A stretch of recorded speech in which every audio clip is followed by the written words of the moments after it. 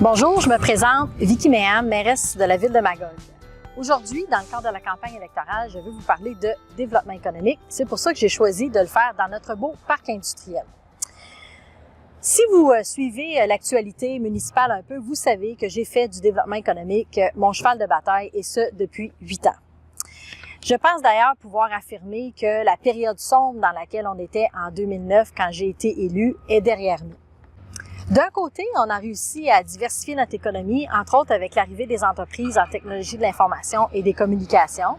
On compte aujourd'hui tout près de 50 entreprises avec plus de 300 emplois. Et il n'y a pas si longtemps, il n'y en avait pas dans ce domaine-là. Donc, on peut dire que c'était peut-être un pari risqué, mais on a bien fait de diversifier notre économie.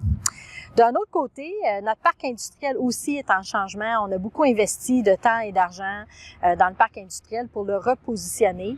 D'ailleurs, on l'appelle maintenant le pôle industriel 1055. On a ouvert un nouveau boulevard avec des terrains avec vitrines sur l'autoroute pour donner des belles vitrines à de nouvelles entreprises qui voudraient s'installer.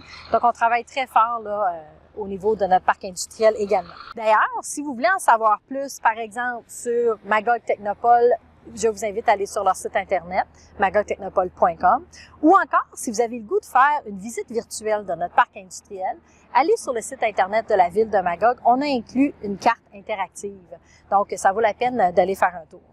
Et pendant ce temps, il ne faut pas négliger les autres secteurs d'activité. On a également mis beaucoup de temps et d'énergie du côté touristique. On peut penser entre autres à la station touristique du Mont-Offord, qu'on a réussi, l'ensemble des maires de la MRC, non seulement à sauver et à redresser, mais aujourd'hui, on parle de développer cette station-là. Donc ça aussi, je pense qu'on peut en être fiers. Il faut savoir aussi que suite à l'élection du gouvernement libéral, il y a eu des coupures au niveau des structures, mais aussi au niveau du financement en développement économique. Ça a eu des effets négatifs, mais ça a eu des effets positifs aussi. Un des effets positifs, ça a été de faire en sorte que tous les intervenants en développement économique aujourd'hui doivent travailler ensemble. On peut plus se permettre de travailler en silo. Il a fallu revoir nos façons de faire pour être encore plus efficients. Et j'ai d'ailleurs proposé en ce sens un sommet économique qui a été tenu où on a réuni tous les acteurs pour finalement se donner un plan d'action commun. Et j'ai le plaisir de présider à la MRC le comité consultatif en développement économique où siègent l'ensemble des partenaires. Mais il reste encore beaucoup à faire, ça c'est sûr, et ça touche tous les secteurs d'activité, que ce soit le commerce de détail ou de services, que ce soit même l'agriculture, on n'en parle pas beaucoup, mais c'est quand même un secteur d'activité important, que ce soit le développement résidentiel, que ce soit l'économie sociale, le tourisme, etc. Le développement économique touche tous ces secteurs d'activité.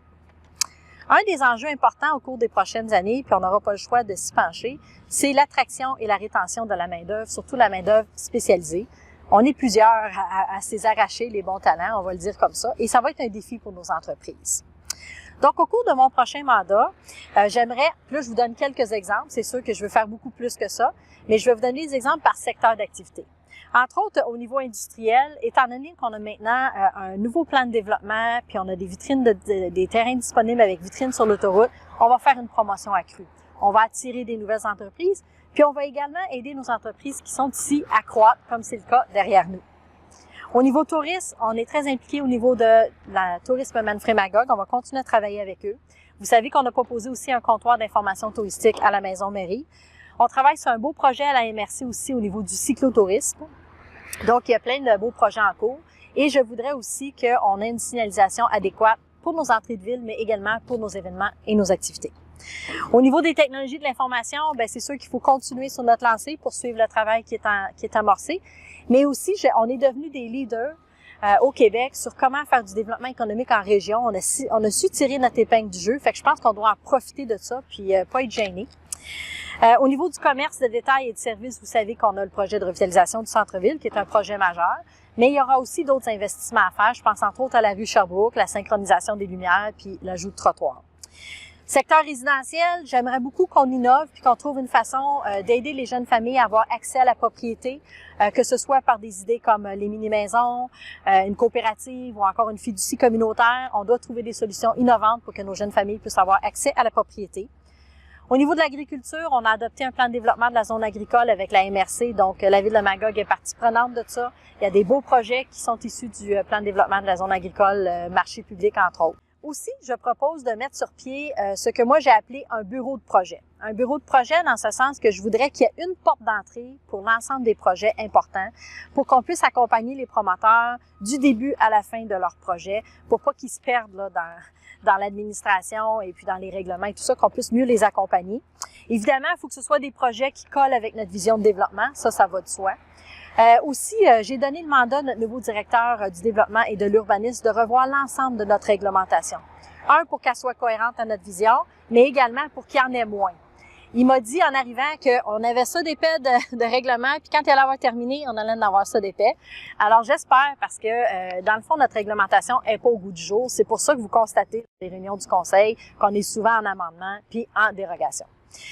Sur ce, si jamais vous avez des questions, gênez-vous pas de me contacter, ça me fait toujours plaisir. Je suis très disponible sur les médias sociaux, entre autres, et je compte sur vous le 29 octobre prochain lors du vote par anticipation ou encore le 5 novembre lors du scrutin général. Merci.